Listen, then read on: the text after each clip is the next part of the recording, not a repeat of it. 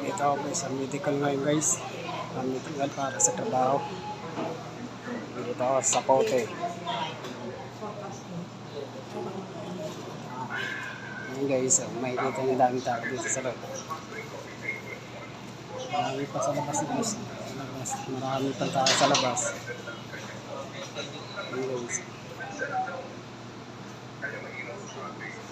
May tao guys.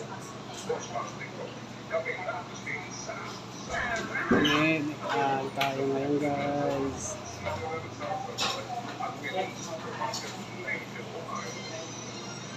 Para sa trabaho.